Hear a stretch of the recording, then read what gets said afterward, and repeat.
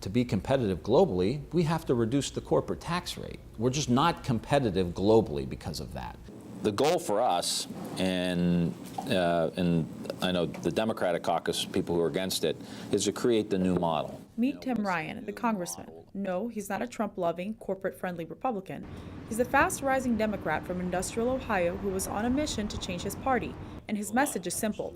It's time for the Democrats to stop demonizing business and instead work with corporate America to create jobs and rebuild communities. We can't just be the party of redistribution of wealth. We need to be the party of the creation of wealth in communities all over the country, not just Silicon Valley, not just Wall Street, but all over.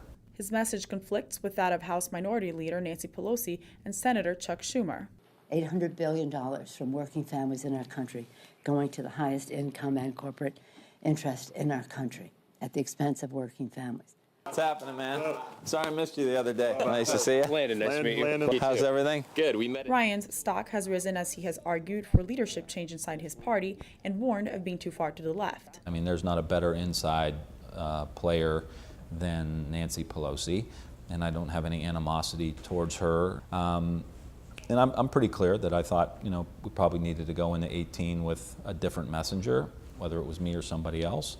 So, here we are. Though Ryan says he's confident Democrats can take back the House in 2018, he insists a pro-business message will be the key, despite any pushback from his party's leadership.